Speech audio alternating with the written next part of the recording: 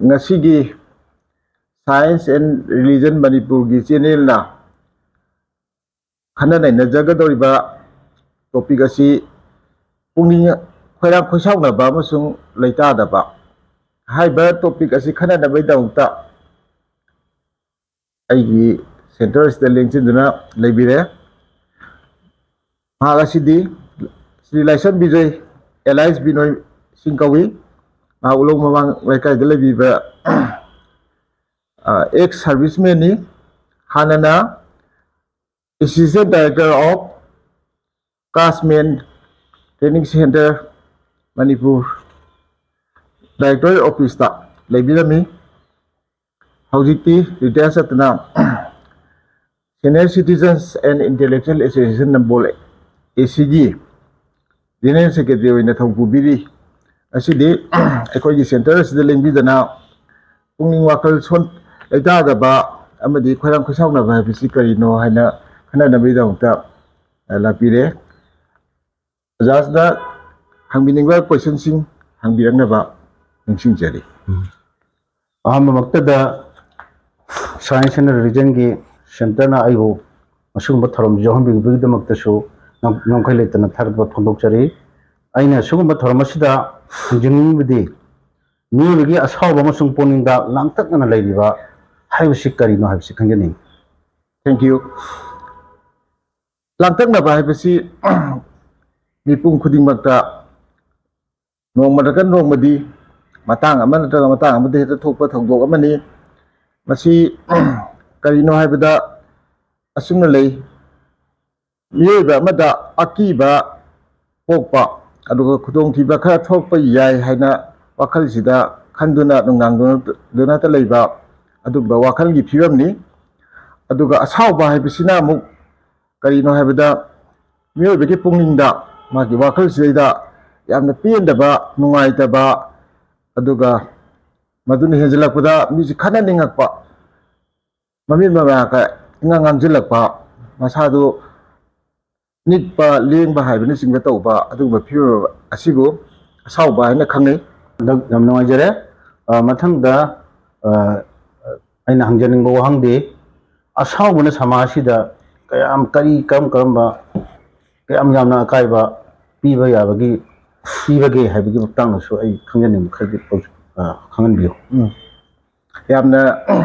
fajaba interesting oiba wahangni tang sida ina thanjing bi asini asawba haibasi adugi matik samaja phataba poramadi oi simyamna khangnare kudamoina haibada imung manung khanarambadagi amuk laikai masin khanarapa laikai masin dagi muk sagai masin khanarapa sagai amaga sagai atopa khanarapa khungang amaga yechina duna khanarapa leba amaga khanarapa asida duna jat amaga kudamoina manipurda maitai kogi lan thokhiba asi matakta muju dama amaga kenabadagi khanaba chainaba mungna hana basunaba kudamoina hadakta India Pakistan gi lanjao ama hape thokpa hom khibidu punamaksi asawbadagi hokhibani haibada haiben methok loina khajai adubo aina ma makata jining bidi ai khoi mi bisi asigi kok asim manungda amygdala haina center amale haibisi asawbasi mangonda stimulate tawkan ta mangonde hauri hai aduna asawbagi responsible oibe area si amygdala ni aduga amuksu atopa manda akoi human being sida inhibitory center haidna male ai pungning da laiba ngaki iho ngaki irang punamaksi ngakthanaba center si solaba center si genetically kayuba matam da pixel lagadi control to basi why haibama ai mata ki thamjaramge aduga muksu ekhoi me bedas how basi me khudimagi pongnei bako adu poi basi masi kai gi noida magi brain du capacity matungina su lei ayamba mi wakhan thim mi na sawba thui wakhan yam chaning chama ta na khandoi mi na sawba tapi khandei ko adige mana isogumba taibang mi ma ta mu popi ba lai gumba mi kha khudamai na gongdam buda ꯃꯄꯨꯟꯁꯤꯗ ꯑꯃꯨꯛꯇ ꯁꯥꯎꯈꯤꯗꯕ ꯃꯤ ꯑꯃꯅꯤ ꯑꯁꯤꯒꯨꯝꯕ ꯃꯈꯜꯒꯤ ꯃꯤꯁꯤ ꯑꯇꯥꯡꯕꯅꯤ ꯑꯗꯨꯅ ꯑꯩꯈꯣꯏꯁꯤ ꯃꯁꯤꯅ ꯇꯥꯛꯂꯤꯕꯁꯤ ꯀꯩꯅꯣꯗ ꯁꯥ ꯉꯥꯒ ꯑꯩꯈꯣꯏꯒ ꯀꯔꯤꯝꯇ ꯈꯦꯠꯅꯗꯦ ꯃꯔꯛꯇ ꯀꯔꯤꯒꯤꯅꯣꯗ ꯁꯥꯗ ꯁꯥꯎꯔꯗꯤ ꯆꯤꯛꯊꯅꯩ ꯍꯥꯠꯇꯣꯛꯅꯩ ꯏꯖꯠ ꯍꯥꯏꯕ ꯂꯩꯇꯦ ꯏꯀꯥꯏꯕ ꯍꯥꯏꯕ ꯂꯩꯇꯦ ꯏꯃꯥꯡ ꯇꯨꯃꯥꯡ ꯍꯥꯏꯕ ꯂꯩꯇꯦ ꯃꯁꯤ ꯑꯩꯈꯣꯏ ꯃꯤꯑꯣꯏꯕꯗꯁꯨ ꯁꯥꯎꯔꯒꯗꯤ ꯑꯩꯈꯣꯏ ꯏꯖꯠꯀꯤ ꯋꯥꯈꯟꯗꯤ ꯏꯀꯥꯏꯕ ꯍꯥꯏꯕ ꯂꯩꯇꯦ ꯃꯁꯤ ꯇꯧꯔꯒ ꯐꯅꯤ ꯃꯁꯤ ꯇꯧꯔꯒ ꯐꯔꯣꯏ ꯍꯥꯏꯕꯒꯤ ꯋꯥꯈꯜꯁꯤ ꯑꯩꯈꯣꯏꯗ ꯆꯦꯟꯗꯦ ꯈꯨꯗꯛꯇ ꯉꯥꯏꯍꯥꯛꯀꯤ ꯂꯥꯛꯄ ꯏꯍꯨꯜꯗꯨꯗ ꯕꯦꯖ ꯇꯧꯔꯀꯥꯟꯗ ꯑꯩꯈꯣꯏꯁꯤ ꯃꯤ ꯍꯥꯠꯇꯣꯛꯅꯩ ꯐꯨꯗꯠꯅꯩ ꯐꯅꯤ ꯐꯔꯣꯏ ꯁꯤꯅꯤ ꯅꯥꯅꯤ ꯍꯥꯏꯕꯁꯤ ꯈꯪꯖꯗꯦ ꯃꯁꯤꯅꯤ ꯈ꯭ꯋꯥꯏꯗꯒꯤ ꯁꯥꯎꯒꯠꯅꯕꯒꯤ ꯁꯥꯊꯤꯕꯁꯦ ꯑꯗꯨꯕꯨ ꯑꯩꯅ ꯈꯤꯇꯪ ꯑꯃꯨꯛ ꯍꯥꯏꯖꯅꯤꯡꯕꯗ ꯑꯁꯥꯎꯕ ꯍꯥꯏꯕꯁꯦ ꯁꯤ ꯁꯨꯡꯀꯥꯟ ꯍꯦꯛ ꯀꯥꯟꯅꯗ꯭ꯔꯕ ꯍꯥꯏꯒꯗꯤ ꯃꯥꯒꯤ ꯀꯥꯟꯅꯕ ꯃꯇꯥꯡ ꯈꯔꯁꯨ ꯂꯩ ꯈꯨꯗꯝ ꯑꯣꯏꯅ ꯄꯟꯖꯔꯕꯗ ꯑꯦꯗꯃꯤꯅꯤꯁꯇ꯭ꯔꯦꯁꯟꯒꯤ ꯗꯤꯄꯥꯔꯠꯃꯦꯟꯇ ꯄꯨꯒꯗꯕ ꯑꯣꯐꯤꯁꯥꯔꯁꯤꯡ ꯈꯨꯗꯝ ꯑꯣꯏꯅ IAS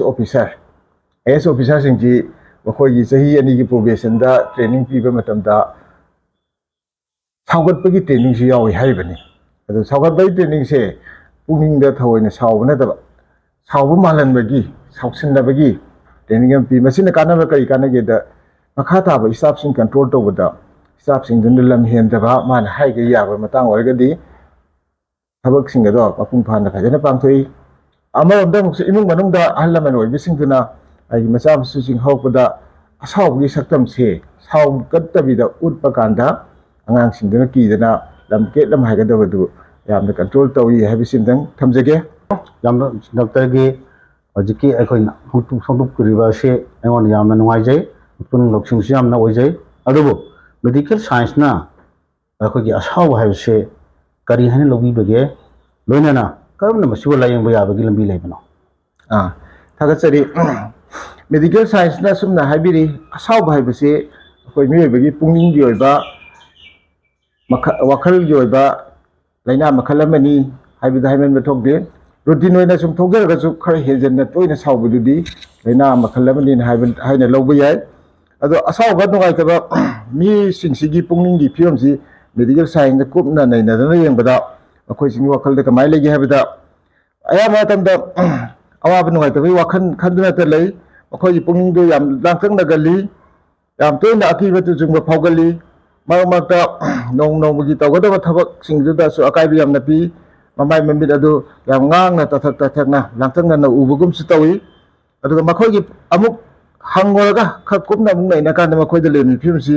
ꯄꯨꯛꯅꯤꯡꯗ ꯂꯦꯞꯀꯗꯕ ꯋꯥꯔꯦꯞ ꯑꯗꯨ ꯃꯄꯨꯡ ꯐꯥꯅ ꯂꯦꯞꯄ ꯁꯨꯡꯉꯝ ꯉꯝꯖꯗꯦ ꯁꯥꯎꯒꯠꯀꯜꯂꯤ ꯄꯨꯛꯅꯤꯡ ꯂꯩꯇꯥꯐꯝ ꯈꯪꯒꯟꯗꯦ ꯍꯣꯕꯤ ꯍꯣꯕꯥꯅꯩ ꯑꯣꯅꯤꯡ ꯁꯥꯅꯤꯡ ꯇꯧꯒꯜꯂꯤ ꯂꯣꯏꯅꯅ ꯊꯥꯖꯤꯟꯗ ꯌꯥꯝꯅ ꯑꯀꯟꯕ ꯃꯤꯍꯨꯜ ꯑꯃ ꯗꯪ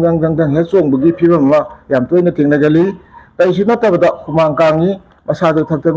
ꯑꯌꯥꯝꯕ ꯃꯇꯝꯗ ꯇꯨꯝꯕ ꯌꯥꯒꯟꯗꯦ ꯈꯨꯗꯣꯡꯊꯤꯕ ꯑꯃ ꯅꯠꯇ꯭ꯔꯒ ꯑꯃ ꯂꯥꯛꯄ ꯌꯥꯏ ꯍꯥꯏꯕꯒꯤ ꯋꯥꯈꯟꯗ ꯅꯨꯡꯅꯥꯡꯗꯅꯗ ꯂꯩ ꯃꯁꯤꯗ ꯑꯩꯈꯣꯏꯒꯤ ꯗꯥꯛꯇꯔꯁꯤꯡꯅ ꯑꯩꯈꯣꯏꯒꯤ ꯍꯤꯁꯇ꯭ꯔꯤꯁꯦ ꯌꯥꯝ ꯀꯨꯞꯅ ꯂꯧꯕ ꯀꯥꯟꯗ ꯁꯨꯃꯥꯏꯅ ꯊꯦꯡꯅꯩ ꯑꯗꯨꯒ ꯑꯁꯥꯎꯕ ꯍꯥꯏꯕꯁꯦ ꯃꯁꯤ ꯃꯤꯄꯨꯝ ꯈꯨꯗꯤꯡꯃꯛꯇ ꯆꯥꯡ ꯆꯞ ꯃꯥꯟꯅꯅ ꯊꯣꯛꯄ ꯍꯥꯏꯕꯗꯤ ꯅꯠꯇꯦ ꯃꯁꯤꯒꯤ ꯑꯣꯏꯔꯛꯄ ꯌꯥꯕ ꯐꯤꯕꯝꯁꯤ ꯁꯨꯃꯥꯏꯅ ꯂꯩ ꯑꯩꯈꯣꯏꯒꯤ ꯃꯃꯥ ꯃꯄꯥꯗꯒꯤ ꯊꯪꯖꯔꯛꯄ ꯍꯥꯏꯕꯗꯤ ꯖꯤꯅꯦꯇꯤꯛꯀꯤ ꯑꯣꯏꯕ ꯀꯣꯖ ꯑꯃ ꯑꯗꯒꯤ ꯑꯃꯨꯛ ꯉꯁꯥꯏꯒꯤ ꯑꯩꯅ ꯄꯟꯖꯈꯤꯕ ꯑꯃꯤꯒꯗꯥꯂꯥ ꯍꯥꯏꯕ ꯑꯩꯈꯣꯏꯒꯤ ꯕ꯭ꯔꯦꯟꯗ ꯂꯩꯕ ꯑꯃꯤꯒꯗꯥꯂꯥꯁꯤꯅ ꯈꯔ ꯍꯦꯟꯅ ꯆꯥꯎꯔꯒꯗꯤ ꯃꯌꯥꯝꯗꯒꯤ ꯈꯤꯇꯪ ꯍꯦꯟꯅ ꯆꯥꯎꯕ ꯑꯣꯏꯔꯒꯗꯤ ꯃꯗꯨ ꯁꯥꯎꯕ ꯃꯤꯗꯨ ꯈꯔ ꯍꯦꯟꯅ ꯁꯥꯎꯒꯜꯂꯤ ꯍꯥꯏ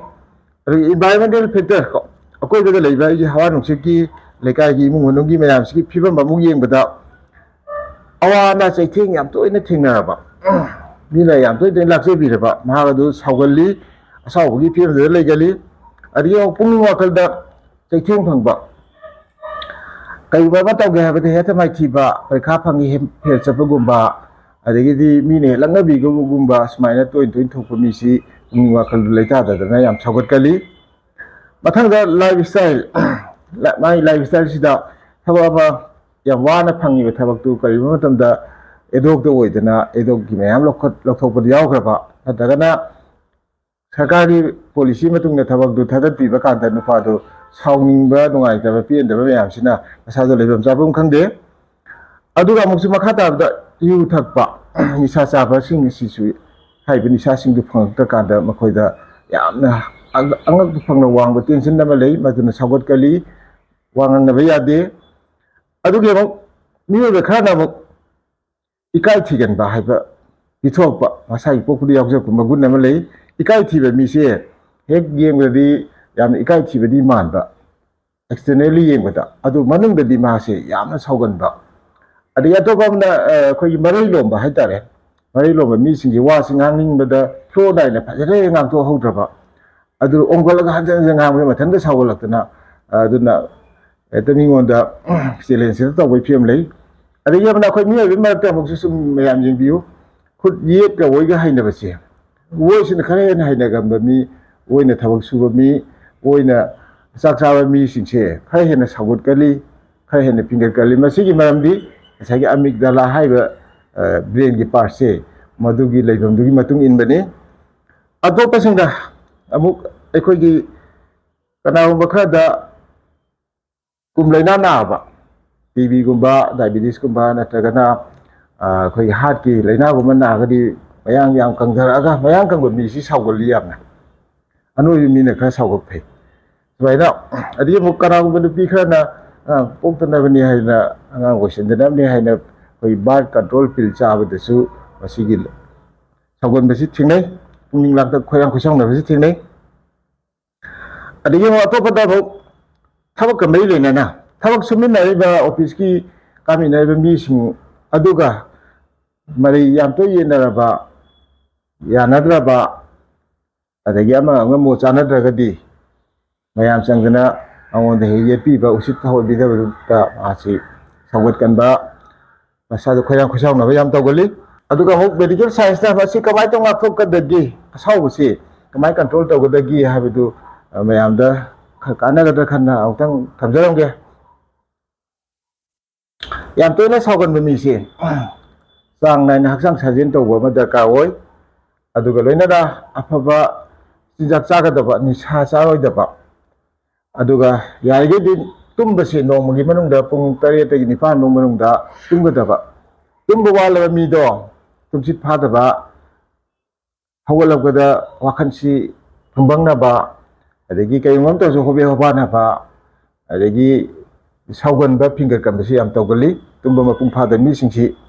adi kanaw khana ojigi matangi mobile phone da laisugi na phone yengdan da leiba tv gumba yengdan da leiba mi sisu hak yeng dabada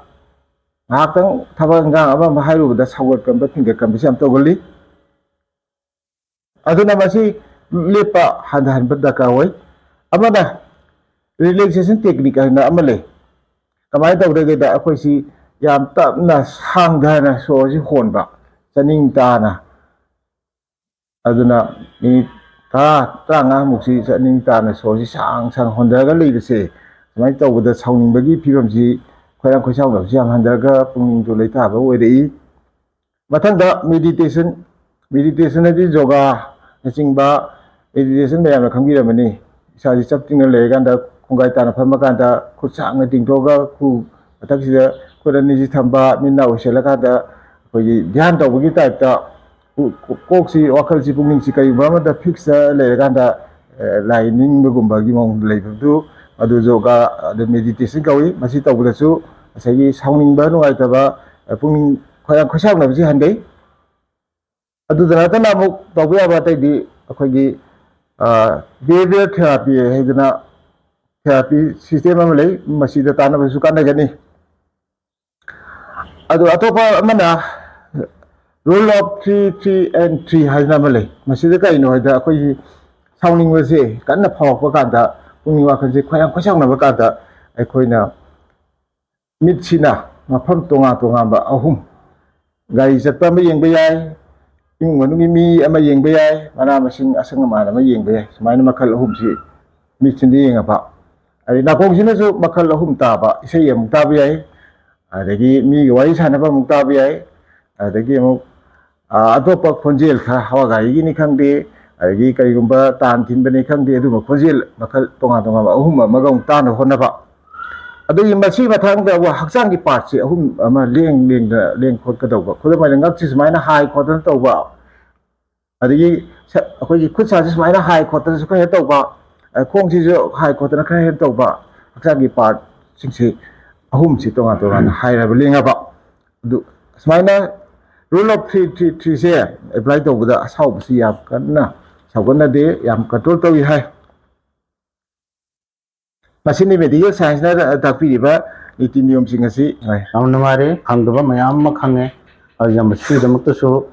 ꯌꯥꯝꯅ ꯅꯨꯡꯉꯥꯏꯖꯕ ꯐꯥꯎꯖꯩ ꯑꯩꯒꯤ ꯊꯃꯣꯏꯗ ꯑꯩꯒꯤ ꯅꯣꯂꯦꯖꯇ ꯑꯗꯨ ꯂꯣꯏꯅꯅ ꯙꯔꯃ ꯑꯃꯁꯨꯡ ꯂꯥꯏꯅꯤꯡ ꯂꯥꯏꯁꯣꯟ ꯙꯔꯃ ꯁꯥꯁꯇ꯭ꯔꯗ ꯑꯃꯁꯨꯡ ꯂꯥꯏꯅꯤꯡ ꯂꯥꯏꯁꯣꯟꯅ ꯑꯩꯈꯣꯏ ꯃꯤꯑꯣꯏꯕꯗ ꯀꯥꯟꯅꯕꯁꯤ ꯀꯌꯥꯃꯔꯨꯝ ꯄꯤꯕꯒꯦ ꯍꯥꯏꯕꯒꯤ ꯃꯇꯥꯡ ꯑꯃꯇꯪꯒ ꯑꯩ ꯁꯖꯦꯁꯟ ꯑꯃꯁꯨꯡ ꯀꯩꯅꯣꯗꯣ SMS ꯗꯣ ꯑꯗꯨꯝ ꯊꯝꯕꯤꯌꯣꯅ ꯑꯩ ꯍꯪꯖꯔꯤ ꯊꯦꯡꯛ ꯌꯨ ꯚꯦꯔꯤ ꯃꯆ ꯌꯥꯝꯅ ꯊꯥꯒꯠꯆꯔꯤ ꯌꯥꯝꯅ ꯃꯅꯨꯡ ꯍꯟꯖꯟꯅ ꯈꯪꯕꯤꯔꯒ ꯍꯪꯕꯤꯔꯛꯄ ꯀꯣꯏꯁꯟꯅꯤ ꯑꯩꯅꯁꯨ ꯌꯥꯝ ꯐꯖꯅ ꯈꯨꯝꯖꯅꯤꯡꯕ ꯃꯇꯥꯡ ꯑꯣꯏ ꯃꯇꯥꯡ ꯑꯁꯤꯗ ꯑꯩꯅ ꯊꯝꯖꯅꯤꯡꯕꯁꯦ ꯑꯩꯁꯤ ꯈꯔ ꯈꯨꯠ ꯁꯥ ꯂꯦꯡꯕ ꯍꯥꯏꯒꯗ꯭ꯔꯥ खर याव हाइगद्रा लाइक लाइसु धर्म कर्मगी मयामसि सुम पाबदा भगवत गीता इदु पाबदा सुम थिंगजरे श्री कृष्णना महाभारती लांदा अर्जुन दा सुम हाय अखोय मियोब हाइबल जीबसे मसी करिबा मतमदा सावगत कली सावनिंगली पुंगनिंगदा हक्सांगदा नुगाइतबा वाखल मयामसि फुंबंगनादना अफबा थबक तौगंदे अदुगा मो साव मी अदुना तौथोकदबि थबकसे अमत जुचादे मही यानगंदे अदुना नंबर 1 अखोयगी नुंगी ओइबा इसादा बियोबदा येंगबा तौ खक लेयबको येंगबा तौ जो अतै काइंत नते मदुदी अहामदा काम हाइबसि पुंगनिंग वाखल सिदा करिगुंबा खरगी का हेना अनिंगबा अपाबा लेबा खुदमैना मसक फजब नुपी मबु नुपा अमना याम कन्ना पामदना मदु नत्रगदी लौद्रगदी ने खनबा सुगुंबा अदुगुम मीदुगा मुसु लेमिन अनिंगबगी मांगोंदा वाखल म याम कन्ना चेंब असि कामगी पैसांगनी मसि काम हाय अदु मथंगदा कोदे असावबनी असावबसि मियोइबा खुदिमकदा थोक्तबा लेते यामना थोई मसिमगा अदु मथंगदना मोह हाइदि मायागी संसारसे हाइदि अरंग अराग अदगी मा फजई मा थी काने खलिबा सना लुपा लन तुम पुनमक्से मयानी मयागी संसारनी अदि मथंग लोभ दि काम चावबा इगी मपोट मरंदो अइने पामुबा अइ का हेना अइगी ngasi लेजरी बलन तुमसी मतक खरेना फंगलिया दिएना एदा ग्रेविंग तौदना ऑप्शन नबा तासन नबा कन्न होनबदो अदु काम चावबनी मथंग अहंकार हाइबम ले अहंकार सिन अइ हेलबदी अइ मंगाइरे काइना मैम तिनरेज मंगा अइगोंदगी अखोइने कइसु हेमबनते मखोइ पुनमते अइनि हेलबनी काइने खनबा माने सिंगिदुदे अइने हेन सिंगबनी काइने खनबा माने फजरिदुदे अइने हेन फजरबनी माने पैसा पाइदुदे अइने हेन पाइबनी ने खलिबसे मसि अहंकार कवि अमा तौसुबदा मच्छिया हैना मले मच्छिसिना इगी मपोम मरनसि अम कालक पकंजाव पाम्बा अदना इगी मपोम मरनदो अदु हुरानबनी खंगे लौना हेत होनरपा मसिना मच्छिया है सुमाइना तरुकसे काम क्रोध मोह लोभ अहंकार मसिया हाइबा तरुक असे मसि मियोइबगी पुंगनिंगदा लेबा अखोइ येंगनबनी मखोइ सिंगसे मांगंगा भातोगदि अखोइ मियोइबजी याम नुगाइना पुंसीसि शांतिदा लेगनी अइगी पुंसीगी खोंगचत्ता अइगी पुंसीगी महिंगदा अइगी येंगनबा अमता लेरोय अइ नुगाइनदबा अमता लेरोय अइबु मीनसु नुंसिबिगिनी अइबु नुंसिदबा मीनतसु लेरोय हाइना सुबाना हाबि मखा अमुका ताबदा असुम दमो हाबिरि श्री कृष्णना का अर्जुन दा हाबिबसि अखोइ मियोइबना नुति नुमितकी देंगी तौनरिबा थबा इंगांग सिंगसिदा फोल अइना तौइबा थौदुगी फोल हादि महिरि दंता खलगा तौइदबनेबा अइना तौदा थबकसि महिंग माइथिगनी माइ पाओय अदु यानी और यारोय मीना करी खन्दी मीना करी खल्लोय खाइना खलोदबा अइ तौबम थौपदुदि चुम दिंग अदु तौगदबा अदुगी महिदगी दंता खंदना अइ तौबम थौबा थबा अमनी इथौ अमने खलगा सुम तौरगदी अइ थबा खुदिमक्ता माइ पांगना फजन तौबा ngamgani हाइबसे असिना श्री कृष्णना अर्जुन दा तापीबदा नतना मसबाइना प्रैक्टिस तौबा तागदी अइगी तौदै थबा खुदिमक्से माइ पाकनी हाइदना सबाइना थंबिरमे मसिनी धर्म कर्मगी वारी धारगना थैंक यू मखा ताबा स्पेशली आई कनमतगा हंजगे अखोगी पुंगनिंग वखलसे लेतादबा लेबमीदा मसी सही ख्वाइदगी नौबा ख्वाइदगी अंगांग ओइबा मवंगदा ꯊꯦꯡꯅꯕ ꯌꯥꯏ ꯍꯥꯏꯕꯁꯤ ꯑꯃꯇꯪ ꯈꯪꯖꯅꯤ ꯌꯥꯏ ꯌꯥꯝ ꯌꯥꯈ꯭ꯔꯦ ꯃꯁꯤ ꯄꯣꯛꯄꯗ ꯉꯥꯏꯕ ꯑꯉꯥꯡꯗꯒꯤ ꯍꯧꯔꯒ ꯈꯣꯏꯔꯥꯡ ꯈꯣꯏꯁꯥꯎꯅꯕꯁꯤ ꯑꯗꯨꯝ ꯇꯧꯕ ꯌꯥꯏ ꯈꯨꯗꯝ ꯑꯣꯏꯅ ꯑꯉꯥꯡꯁꯤ ꯃꯕꯨꯛ ꯌꯥꯝ ꯂꯥꯝꯃꯕ ꯑꯗꯨꯒ ꯈꯣꯝ ꯊꯛꯄꯗꯤ ꯃꯆꯤꯟꯗꯨꯗ ꯌꯥꯗ꯭ꯔꯕ ꯑꯅꯥꯕ ꯑꯃ ꯂꯩꯕꯅꯤ ꯈꯪꯗꯦ ꯑꯣꯔ ꯅꯠꯇ꯭ꯔꯒ ꯃꯃꯥꯗꯨꯒꯤ ꯈꯣꯝꯗꯨ ꯁꯪꯒꯣꯝ ꯊꯣꯛꯇꯕꯅꯤ ꯈꯪꯗꯦ ꯑꯗꯒꯤ ꯈꯣꯝꯗꯨ ꯑꯦꯅꯥꯇꯣꯃꯤꯀꯦꯜꯂꯤ ꯐꯤꯕꯝ ꯆꯥꯗꯗꯅ ꯆꯨꯞꯄ ꯌꯥꯗꯗꯅ ꯂꯩꯔꯦꯅ ꯈꯜꯂꯣ ꯑꯗꯨꯗꯤ ꯑꯉꯥꯡꯁꯤ ꯁꯥꯎꯔꯦ ꯍꯤꯡꯉꯦ ꯑꯁꯤ ꯍꯦꯛ ꯄꯣꯛꯄꯗꯒꯤ ꯑꯗꯨꯝ ꯍꯧꯕ ꯌꯥꯔꯦꯀꯣ ꯃꯁꯦ ꯈꯣꯏꯔꯥꯡ ꯈꯣꯏꯁꯥꯎꯅꯕꯁꯦ ꯑꯗꯨꯅ ꯍꯌꯦꯡ ꯁꯤꯔꯕ ꯑꯗꯨꯝ ꯃꯁꯤ ꯑꯗꯨꯝ ꯂꯩꯔꯅꯦꯕ ꯑꯌꯥꯝꯕ ꯃꯇꯝꯗ ꯍꯣꯏ ꯑꯩꯈꯣꯏꯒꯤ ꯀꯩꯅꯣꯒꯤ ꯄꯨꯛꯅꯤꯡ ꯋꯥꯈꯜ ꯂꯩꯇꯥꯗꯕꯁꯦ ꯃꯤꯒ ꯐꯝꯃꯤꯟꯅꯕ ꯃꯇꯝꯗ ꯑꯩꯈꯣꯏꯁꯦ ꯈꯨꯗꯣꯡꯊꯤꯅꯤꯡꯉꯥꯏ ꯂꯩꯕ꯭ꯔꯥ ꯑꯗꯨꯒ ꯃꯈꯣꯏꯅ ꯃꯈꯣꯏꯒꯤ ꯄꯨꯛꯅꯤꯡꯗ ꯍꯦꯟꯅ ꯈꯟꯖꯤꯟꯗꯅ ꯃꯤ ꯐꯨꯕ ꯆꯩꯕ ꯑꯗꯨꯝꯕ ꯋꯥꯈꯜ ꯌꯥꯎꯔꯛꯄ ꯃꯇꯝꯗ ꯑꯩꯈꯣꯏ ꯃꯁꯤ ꯉꯥꯛꯊꯣꯛꯅꯕ ꯑꯃꯁꯨꯡ ꯈꯨꯗꯣꯡꯊꯤꯅꯤꯡꯉꯥꯏ ꯊꯣꯛꯄ ꯌꯥꯕꯒꯤ ꯂꯝꯕꯤ ꯂꯩꯒꯗ꯭ꯔꯥ ꯗꯣꯛꯇꯔ ꯌꯥꯝ ꯅꯨꯡꯉꯥꯏꯖꯩ ꯃꯁꯤ ꯋꯥꯍꯪꯁꯤ ꯌꯥꯝ ꯐꯖꯕꯅꯤ ꯃꯤꯌꯥꯝꯅꯁꯨ ꯄꯥꯝꯅꯕ ꯋꯥꯍꯪ ꯑꯣꯏꯒꯗꯧꯔꯤꯕꯅꯤ ꯑꯗꯣ ꯑꯩꯅ ꯃꯁꯤꯒꯤ ꯄꯥꯎꯈꯨꯝ ꯑꯣꯏꯅ ꯁꯨꯃꯥꯏꯅ ꯄꯤꯖꯅꯤꯡꯉꯤ ꯑꯩꯈꯣꯏ ꯃꯤꯑꯣꯏꯕꯁꯤꯡꯁꯦ ꯁꯥꯎꯗꯅ ꯕꯔꯥꯕꯔ ꯂꯩꯕ ꯅꯠꯇꯦ ꯁꯥꯎꯔꯤꯕꯗꯨꯁꯨ ꯃꯔꯩ ꯌꯦꯠꯅꯕꯗꯅꯤ ꯈꯪꯗꯦ ꯃꯨꯛꯅꯕꯗꯅꯤ ꯈꯪꯗꯦ ꯈꯠꯅꯕꯗꯅꯤ ꯈꯪꯗꯦ ꯅꯠꯇ꯭ꯔꯒ ꯀꯩꯅꯣꯝ ꯃꯨꯟꯅꯕꯗꯒꯤ ꯇꯧꯔꯛꯄ ꯌꯥꯏꯑꯕꯀꯣ ꯑꯗꯨꯒꯤ ꯄꯥꯔꯇꯤꯀꯨꯂꯔ ꯄꯥꯔꯁꯟ ꯑꯃ ꯑꯅꯤ ꯅꯠꯇ꯭ꯔꯒ ꯁꯝ ꯑꯗꯔ ꯒ꯭ꯔꯨꯞ ꯀꯣ ꯂꯩꯕ ꯌꯥꯏꯑꯕ ꯑꯗꯨꯒ ꯑꯩ ꯑꯃꯅ ꯃꯥꯒ ꯁꯥꯎꯅꯕꯒꯤ ꯃꯔꯤ ꯁꯨꯡꯂꯩ ꯂꯩꯅꯗꯅ ꯃꯅꯥꯛꯇ ꯆꯪꯉꯨꯕꯗ ꯑꯩꯉꯣꯟꯗ ꯍꯦꯛꯇ ꯃꯥꯅ ꯑꯄꯥꯏꯕ ꯑꯃꯅ ꯄꯣꯞ ꯍꯦꯛꯇ ꯊꯥꯒꯗꯕ ꯅꯠꯇꯦ ꯑꯗꯨꯏ ꯃꯊꯛꯇ ꯑꯩꯈꯣꯏ ꯃꯤꯑꯣꯏꯕꯗ ꯑꯩꯅ ꯍꯥꯏꯖꯅꯤꯡꯕꯁꯤ ꯍꯧꯖꯤꯛꯀꯤ ꯃꯇꯝꯗ ꯌꯥꯝ ꯇꯣꯏꯅ ꯐꯦꯁꯕꯨꯛꯇ ꯀꯩꯗ ꯃꯌꯥꯝꯅꯁꯨ ꯇꯣꯏꯅ ꯁꯟꯗꯣꯛꯄꯤꯕ ꯑꯗꯒꯤ ꯙꯔꯃ ꯀꯔꯃꯅꯁꯨ ꯌꯥꯝ ꯇꯣꯏꯅ ꯁꯟꯗꯣꯛꯄꯤꯕ ꯋꯥꯐꯝ ꯑꯃ ꯂꯩ ꯃꯗꯨꯗꯤ ꯁ꯭ꯃꯥꯏꯂꯤꯡ ꯐꯦꯁ ꯍꯥꯏꯕꯁꯤꯗꯒꯤ ꯍꯦꯟꯅ ꯃꯃꯜ ꯌꯥꯝꯕ ꯂꯩꯇꯦ ꯑꯗꯣ ꯃꯤꯄꯨꯝ ꯈꯨꯗꯤꯡꯃꯛ ꯁꯥꯟꯇꯤ ꯂꯩꯒꯅꯤ ꯎꯅꯔꯤꯕ ꯊꯦꯡꯅꯔꯤꯕ ꯃꯤꯁꯨ ꯍꯔꯥꯎꯒꯅꯤ ꯊꯕꯛ ꯆꯠꯊꯣꯛꯄꯗꯁꯨ ꯃꯥꯏ ꯄꯥꯛꯀꯗꯕ ꯃꯥꯟꯒꯅꯤ ꯑꯗꯨꯒꯨꯝꯕ ꯃꯤ ꯑꯃ ꯊꯦꯡꯅꯔꯒꯗꯤ ꯑꯗꯨꯅ ꯁ꯭ꯃꯥꯏꯂꯤꯡ ꯐꯦꯁꯀ ꯂꯣꯏꯅꯅ ꯑꯁꯥꯎꯕ ꯃꯤꯗ ꯊꯦꯡꯅꯔꯨꯕ ꯀꯥꯟꯗ ꯃꯥꯅ ꯑꯩꯉꯣꯟꯗ ꯑꯇꯝꯅꯅ ꯍꯦꯛꯇ ꯈꯨꯠ ꯊꯥꯒꯗꯕ ꯅꯠꯇꯦ ꯑꯩꯉꯣꯟꯗ ꯃꯔꯩ ꯌꯦꯠꯂꯛꯀꯗꯕ ꯅꯠꯇꯦ ꯁ꯭ꯃꯥꯏꯂꯤꯡ ꯐꯦꯁꯀ ꯂꯣꯏꯅꯅ ꯃꯥꯒꯤ ꯄ꯭ꯔꯣꯕ꯭ꯂꯦꯝꯗꯨ ꯀꯔꯤꯅꯣꯅꯦ ꯀꯃꯥꯏꯅ ꯇꯧꯕꯅꯣꯅꯦ ꯑꯩꯕꯨ ꯃꯇꯦꯡ ꯈꯤꯇ ꯄꯥꯡꯖꯕ ꯌꯥꯒꯗ꯭ꯔꯅꯦ ꯍꯥꯏꯗꯅ ꯑꯩ ꯀꯔꯤ ꯇꯧꯖꯧꯒꯦꯅ ꯍꯪꯕ ꯀꯥꯟꯗ ꯃꯥꯒꯤ ꯁꯥꯎꯒꯠꯂꯤꯕ ꯄꯨꯝꯅꯃꯛꯇꯣ ꯐꯈꯤꯗꯅ ꯏꯪꯊꯈꯤꯗꯅ ꯍꯥꯟꯅꯒꯤ ꯐꯤꯕꯝꯗ ꯍꯟꯖꯤꯜꯂꯒ ꯅꯉꯣꯟꯗ ꯂꯣꯏꯅ ꯋꯤꯠ ꯀꯟꯐꯤꯗꯦꯟꯁ ꯂꯣꯏꯅꯅ ꯅꯪꯅ ꯍꯥꯏꯕ ꯂꯣꯏꯅ ꯇꯥꯔꯛꯀꯅꯤ ꯊꯦꯡꯛ ꯌꯨ ꯑꯗꯨꯒ ꯗꯣꯛꯇꯔ ꯑꯃꯇꯪꯒ ꯂꯥꯁꯂꯤ ꯑꯩꯈꯣꯏꯒꯤ ꯖꯦꯅꯦꯇꯤꯛ ꯑꯣꯏꯕ ꯃꯃꯥꯗꯒꯤ ꯃꯆꯥꯗ ꯊꯪꯗꯔꯛꯄꯒꯤ ꯄꯔꯤꯡ ꯑꯃꯁꯨꯡ ꯀꯥꯡꯂꯣꯟꯗ ꯃꯁꯤ ꯁꯔꯨꯛ 100ꯒꯤ ꯃꯅꯨꯡꯗ ꯀꯌꯥꯔꯛ ꯌꯥꯝꯅ ꯊꯣꯛꯂꯛꯄ ꯌꯥꯕꯒꯦ ꯍꯥꯏꯕꯁꯨ ꯗꯣꯛꯇꯔ ꯑꯃꯇꯪ ꯃꯁꯤꯡ ꯄꯤꯕꯤꯌꯨ ꯃꯁꯤ ꯄꯥꯔꯁꯦꯟꯇꯦꯖ ꯌꯥꯝꯃꯤ ꯃꯄꯥꯗꯨꯅ ꯌꯥꯝ ꯁꯥꯎꯒꯜꯂꯕ ꯃꯆꯥꯗꯨ ꯁꯥꯎꯒꯟꯕ ꯌꯥꯏ ꯃꯃꯥꯗꯨꯁꯨ ꯌꯥꯝ ꯐꯤꯡꯉꯕ ꯁꯥꯎꯒꯜꯂꯕ ꯃꯆꯥꯗꯨ ꯐꯤꯡꯕ ꯁꯥꯎꯒꯟꯕ ꯌꯥꯏ ꯃꯁꯤ ꯄꯥꯔꯁꯦꯟꯇꯦꯖꯗ ꯌꯦꯡꯉꯒꯗꯤ ꯖꯦꯅꯦꯇꯤꯛꯀꯤ ꯏꯟꯍꯦꯔꯤꯇꯦꯟꯁ ꯑꯁꯤ 30 to 40%ꯗꯤ ꯃꯥꯒꯤ ꯃꯆꯥ ꯃꯁꯨꯗ ꯑꯣꯐꯁꯄ꯭ꯔꯤꯡꯗ ꯏꯟꯍꯦꯔꯤꯠ ꯇꯧꯏ ꯍꯥꯏꯗꯅ ꯂꯩꯔꯝꯃꯦ ꯑꯗꯣ ꯃꯁꯤ ꯌꯥꯝꯁꯨ ꯆꯨꯝꯃꯝꯒꯗ꯭ꯔꯥ ꯈꯜꯂꯤ ꯑꯌꯥꯝꯕ ꯃꯇꯝꯗ ꯑꯩꯈꯣꯏꯅ ꯊꯦꯡꯅꯕꯗ ꯃꯃꯥ ꯃꯄꯥ ꯌꯥꯝ ꯁꯥꯎꯒꯟꯕꯒꯤꯃꯆꯥ 3 ꯄꯣꯛꯄꯗ ꯑꯃꯗꯤ ꯑꯗꯨꯝ ꯐꯤꯡꯕꯁꯤ ꯁꯥꯎꯒꯟꯕꯁꯤ ꯇꯧꯔꯦ ꯑꯅꯤ ꯑꯃꯅ ꯇꯧꯗ꯭ꯔꯐꯥꯎꯗ ꯀꯔꯤꯒꯨꯝꯕꯃꯇꯝꯗ ꯑꯅꯤ ꯑꯃꯅ ꯇꯧꯔꯒ ꯑꯃ ꯇꯧꯗꯕꯁꯨ ꯌꯥꯏ ꯑꯗꯨꯕꯨ ꯑꯌꯥꯝꯕ ꯃꯇꯝꯗ ꯊꯦꯡꯅꯕꯗꯤ ꯁꯔꯨꯛ 3 ꯊꯣꯛꯄꯒꯤ ꯑꯃ ꯍꯥꯏꯕ ꯇꯥꯔꯦ ꯄꯥꯔꯁꯦꯟꯇꯦꯖ ꯍꯥꯏꯔꯒꯅ 30 to 40% ꯑꯗꯨꯒ ꯁꯨꯝ ꯔꯦꯁꯤꯌꯣꯗ ꯍꯥꯏꯔꯒꯅ ꯁꯔꯨꯛ 3 ꯊꯣꯛꯄꯒꯤ ꯑꯃ ꯑꯁꯤꯗꯤ ꯑꯗꯨꯝ ꯇꯧꯔꯦ ꯍꯥꯏꯕꯁꯤꯃꯗꯤ ꯆꯨꯝꯕ ꯋꯥꯐꯝꯅꯤ ꯑꯃꯇꯪ ꯊꯝꯖꯒꯦ ꯊꯦꯡꯛ ꯌꯨ ꯂꯣꯏꯁꯤꯜꯂꯛꯄ ꯃꯇꯥꯡ ꯑꯁꯤꯗ ꯉꯁꯤꯒꯤ ꯊꯧꯔꯝ ꯑꯁꯤꯕꯨ ꯌꯦꯡꯕꯤꯔꯤꯕ ꯄꯨꯝꯅꯃꯛꯀꯤ ꯃꯐꯝꯗ ꯗꯥꯛꯇꯔ ꯅꯕꯀꯤꯁꯣꯔ ꯑꯩ ꯏꯁꯥꯃꯛ ꯑꯗꯨꯒ ꯁꯤ ꯂꯥꯏꯁ꯭ꯔꯝ ꯕꯤꯖꯣꯏ ꯉꯁꯤꯒꯤ ꯒꯦꯁ ꯑꯣꯏꯕꯤꯔꯤꯕꯅ ꯃꯌꯥꯝ ꯄꯨꯝꯅꯃꯛꯄꯨ ꯌꯦꯡꯕꯤꯔꯤꯕ ꯈꯨꯗꯤꯡꯃꯛꯄꯨ ꯇꯥꯔꯝꯇ ꯑꯣꯛꯆꯕ ꯂꯩꯅ ꯈꯨꯔꯨꯝꯖꯔꯤ ꯃꯈꯥ ꯇꯥꯕꯗ ꯋꯥꯐꯝ ꯑꯃꯇꯪꯒ ꯊꯝꯖꯒꯦ ꯑꯩꯈꯣꯏꯒꯤ ꯆꯦꯅꯦꯜ ꯑꯁꯤ ꯃꯇꯝ ꯀꯨꯏꯅ ꯁꯥꯡꯅ ꯆꯠꯊꯕ ꯉꯝꯖꯅꯕ ꯃꯤꯌꯥꯝꯒꯤ ꯁꯦꯕꯥ ꯇꯧꯕ ꯉꯝꯖꯅꯕ ꯌꯦꯡꯕꯤꯔꯤꯕ ꯈꯨꯗꯤꯡꯃꯛꯅ ꯆꯥꯟꯕꯤꯗꯨꯅ ꯁꯕꯁꯀ꯭ꯔꯥꯏꯕ ꯇꯧꯕꯤꯌꯨ ꯂꯥꯏꯛꯁꯨ ꯇꯧꯕꯤꯌꯨ ꯑꯗꯨꯒ ꯑꯃꯨꯛꯁꯨ ꯀꯃꯦꯟ ꯄꯤꯕꯤꯔꯒꯗꯤ ꯈ꯭ꯋꯥꯏꯗꯒꯤ ꯍꯦꯟꯅ ꯅꯨꯡꯉꯥꯏꯖꯒꯅꯤ ꯍꯥꯏꯕ ꯋꯥꯐꯝ ꯑꯁꯤ ꯊꯝꯖꯔꯒ ꯃꯇꯥꯡ ꯑꯁꯤꯗ ꯑꯁꯤꯒꯤꯗꯤ ꯁꯥꯏꯟꯁ ꯑꯦꯟड ꯔꯤꯂꯤꯖꯟ ꯃꯅꯤꯄꯨꯔꯅ ꯌꯦꯡꯕꯤꯔꯤꯕ ꯈꯨꯗꯤꯡꯃꯛꯄꯨ ꯍꯟꯅ ꯍꯟꯅ ꯈꯨꯔꯨꯝꯖꯔꯤ